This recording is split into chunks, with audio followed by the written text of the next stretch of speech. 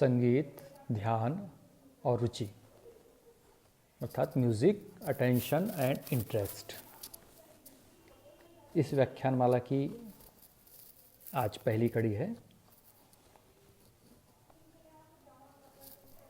ध्यान जो होता है वो सभी विषय या वस्तुओं में से किसी एक विषय या वस्तु का निर्वाचन या चयन एवं उसे विशेष रूप से गौर करने की मानसिक प्रक्रिया है। अवधान द्वारा मनुष्य परिस्थिति की तह तक पहुंचता है और जो उन्नति, सुरक्षा और संपन्नता मनुष्य ने प्राप्त की है उसकी मनुष्य की ध्यान देने की शक्ति है। किसी वस्तु का ज्ञान प्राप्त करने या उसके प्रति किसी प्रकार की प्रतिक्रिया करने से ध्यान हमें तैयार करता है। ध्यान देने से कार्यक्षमता बढ़ती है। किसी वस्तु की ओर मन देने का मतलब होता है जब वस्तु का चिंतन करना, उस पर ध्यान देना एवं अन्य वस्तुओं की उपेक्षा करना। हम जब किसी विषय पर ध्यान देते हैं उस समय हमारा मन उसी विषय पर केंद्रीभूत हो जाता है। संगीत के परिप्रेक्ष्य में देखें तो किसी राग को सीखते समय या प्रस्तुत करते समय हमें संपूर्ण ध्यान को केंद्रित करना होता है और मन मस्तिष्क को कार्य करने के लिए तैयार होना पड़ता है।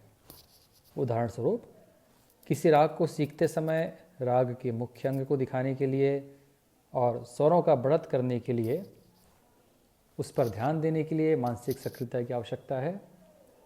मारवा राग गाते समय हमें उसके समप्राकृतिक राग सोहनी पुरिया से बचाना होगा। मारवा गाते समय उससे मिलते जुलते राग हमारे अवचेतन मन में रहती हैं जो चेतन मन में आ जाती हैं, अतः हमें अन्य रागों से बचाकर मारवा का सही रूप ही प्रस्तुत करना होगा। अब बात करते हैं ध्यान की क्या क्या विशेषता है।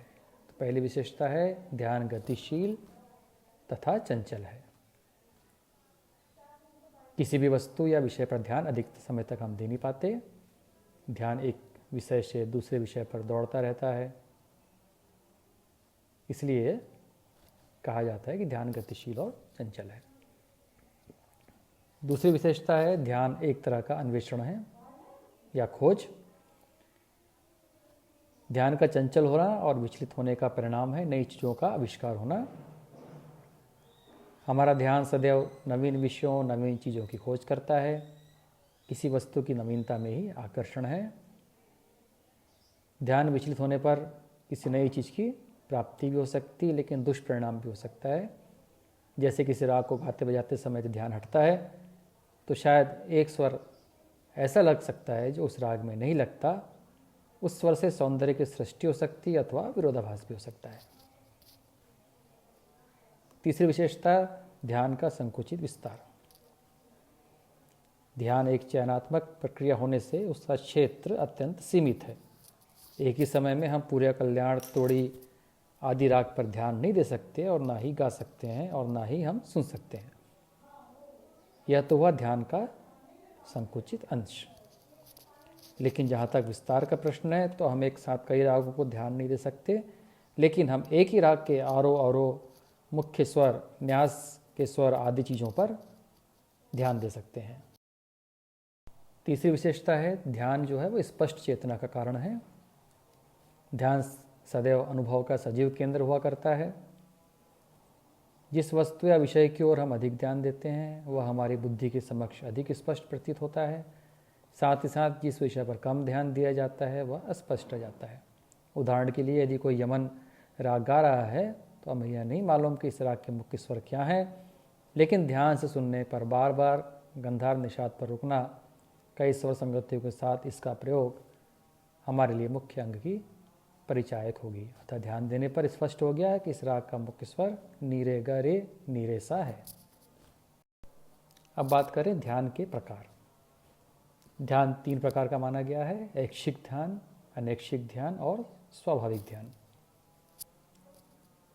ध्यान के लिए सहायक दशाएं क्या क्या होती हैं? मनोवैज्ञानिकों के अनुसार ध्यान की आंतरिक दशाएं 2 प्रकार की होती हैं: बाह्य या वस्तुगत और आंतरिक या आत्मगत। अब इसमें बाह्य या वस्तुगत में क्या क्या हुआ? उत्तेजना का आकार, उसकी स्थिति, तीव्रता, प्रकृति, परिवर्तन, गति, पुनरावृत्ति, स्थिति, नवीनता और उत्तेजना का व्यवस्थित रूप। और आंतरिक या आत्मगत दशाएं में क्या है? मानसिक तत्परता, आदत, संवेग, रुचि, अतीत अनुभव, अर्थ और मूल प्रवृत्तियाँ। अब बात आती है रुचि या इंटरेस्ट। अवधान को केंद्रीकरण का सबसे मुख्य आधार हमारी रुचि है। हम उन विषयों पर ही ध्यान देते हैं जो हमें पसंद है, और जो हमें पसंद नहीं है उन बातों पर या उन विषय पर हम ध्यान नहीं देते हैं। संगीत सीखने के लिए कलात्मक अभिरुचि का होना जरूरी है। रुचि किसी वस्तु के प्रति संबंध जोड़ने वाली मानसिक संरचना है जिसके द्वारा मानव व्यक्ति से तथा वस्तु से अपना संबंध समझता है। रुचि एक मानसिक क्रिया न होकर मानसिक अवस्था है। इस मानसिक अवस्था का निर्माण अनुभव द्वारा होता है। कभी कभी हम नहीं जानते कि इस वस्तु में हमारी रुचि है, कभी यह स्वीकार करना चाहते हैं कि अमुक वस्तु में या अमुक वस्तु में हमारी रुचि है। बालकों की जो प्रमुख रुचियाँ वो क्या होती है? बालकों में रुचियाँ जन्मजात नहीं होती परंतु परिवेश में विकसित की जाती है। बालक के विकास के साथ साथ रुचियों में अंतर देखा जा सकता है। शैशवावस्था, बाल्यावस्था, किशोरावस्था, प्रौढ़ावस्था और वृद्धावस्था में व्यक्ति में भिन्न भिन्न रुचियाँ दिखलाई पड़ती हैं।